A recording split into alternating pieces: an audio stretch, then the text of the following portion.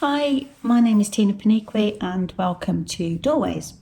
So today I want to speak about boundaries. It's a pertinent topic for me because I've been talking quite a lot about it at work, and not just, in fact I've been running a workshop for the team, and it's gone down really well actually, but it starts when you start teaching other people. You start to notice it even more yourself.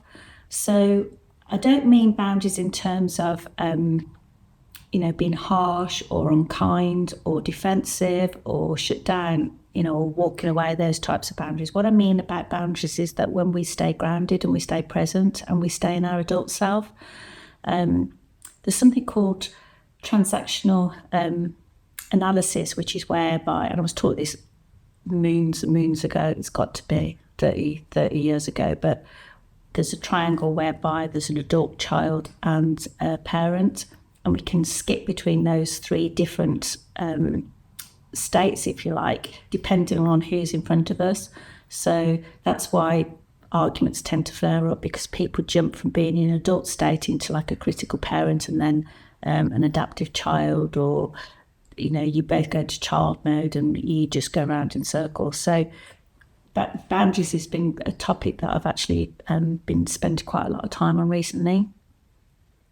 What I have noticed about my own boundaries, and I've noticed it time and time again, is how when I hold my boundary, people actually change their behaviour, and that's quite a big wake-up call in fact, because boundaries aren't about control. They're not about controlling other people. So in work, for example, with clients, teams, families and such, it's about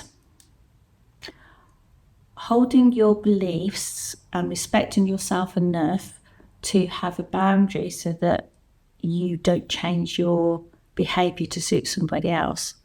And that could be, for example, I used to overexplain at work. If I didn't think somebody was listening to me, or I wasn't being heard. I come from quite a male-dominated industry, and sometimes men I love you all dearly, but sometimes you do have a tendency to over-talk more softly spoken people. So then I get a little bit like, well, you're not listening to me, so I'll repeat myself, and then I'll repeat myself. Or conversely to that, I'd soften myself, or I'd justify, or I'd anticipate a reaction, and to make things land more comfortably for the other person who was in front of. And I noticed that when I did that, people actually didn't feel safer. They felt quite insecure because they're not sure where they are.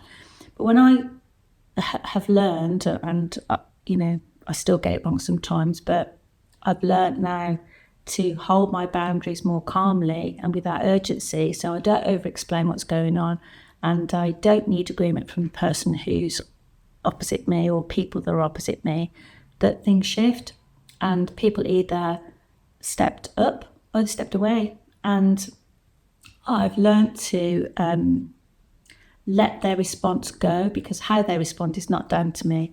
It genuinely isn't. And that's something that in life we're not very good at, I don't think. We tend to feel responsible for other people's reactions, and that's not the thing.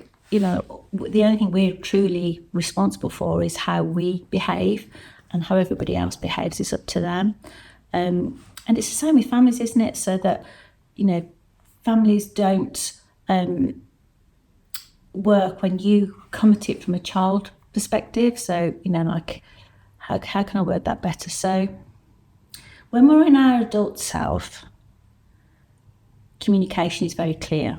When we go into child mode, like, having a bit of a tantrum or losing your temper or not feeling heard or feeling hurt or whatever, through frustration or whatever it is, there's a need to be understood.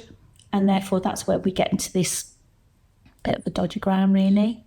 So when we stay an adult, I've learned that I can communicate with people without the emotional attachment to the outcome.